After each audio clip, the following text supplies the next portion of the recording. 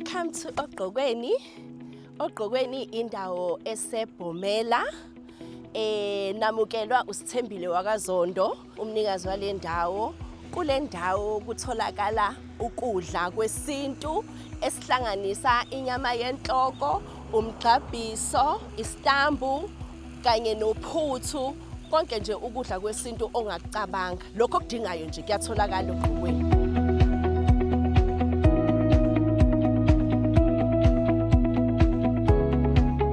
Uyazi uqala leli business kuqale nje kuyinto sort of umdlalo.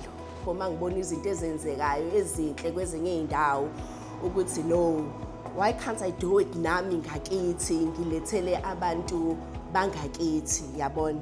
So that is how it started, and liqale kahle ngabo December 2025 ukuthi siqale nje emveni kwesakhiwo lesi, and then kuze kube manje ke. So lisanda ukuqala kona ibhizinisi kodwa elibonakalisayo ukuthi khona la liyakhona, abantu bayalithokozela.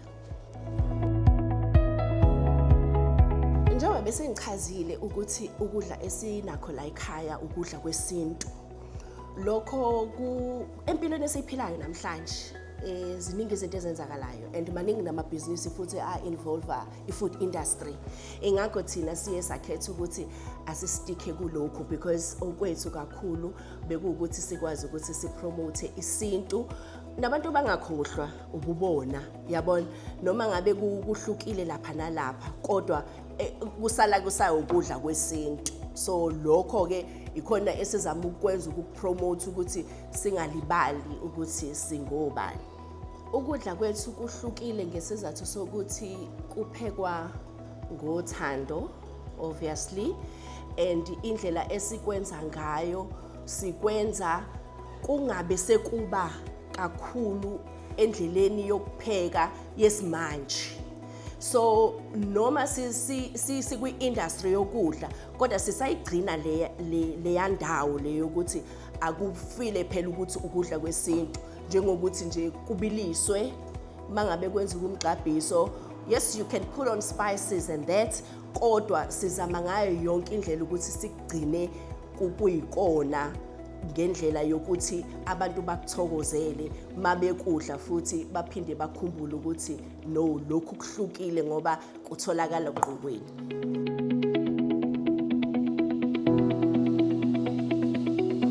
The main challenge imali, funding.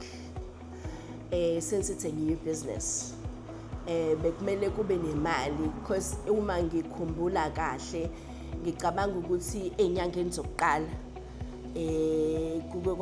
besiba nama-order in terms of ukuthi kuyothengwa, kodwa mangabe sekufanele uyibone imali, uyayibona, uthola ukuthi ngoba ibhizinisi usalakha, so kuba nama-challenges emalini, kodwa lokho akuzange kukuthathe indawo yokuthi umuntu ayekelele.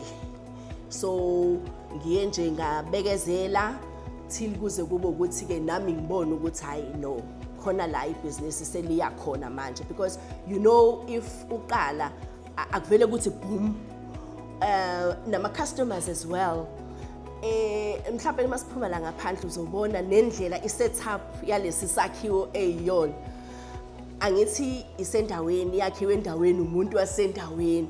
So abantu abaningi bebecabanga ukuthi okay, uSithembile uyakha lapho umuzi kaSithembile, and I'm like, no, that's not my house, that's business, yabona, ngendlela isakhiwe siyona. So kwafanele ukuthi indawo ayipromote-ke ngendlela ukuthi hayibo siyadla ngapha, kuyadliwa ngapha, anongena noma ungasathenganga ngena ubone ngoba kusasa uzongena uthenge, yabona?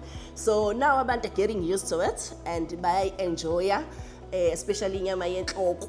Yes, inyama yenhloko abantu bayayithanda, and yeah, and I've overcome it ngokuthi ngibe persistent, ngingagive up.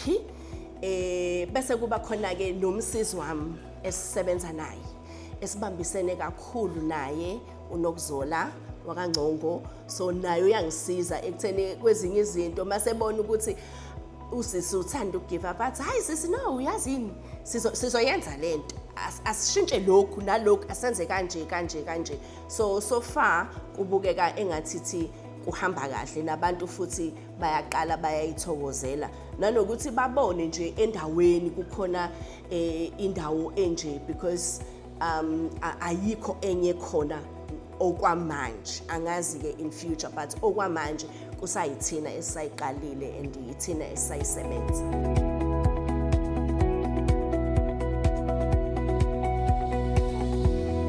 Yazi la saya khona sisayimisele nje ukuthi siqhubeke nokwakha because isetup okwamanje kusayile building oyibonayo kodwa simisela ukuthi silule ukuze inika abantu leya home feeling away from home siphinde sikwazi nanokuthi sihoste mhlambe umuntu mangabe ene function asitshela ukuthi ngedate ewukuthi sizoba ne-function then sikwazi ukuthi simnikeze lokho asuke ekufuna and also ukuthi nje umuntu mefuna ukuyirelaxela akwazi ukuthi uzoyigqokweni uzofuna lokho akufunayo afika akuthole futhi ogqokweni.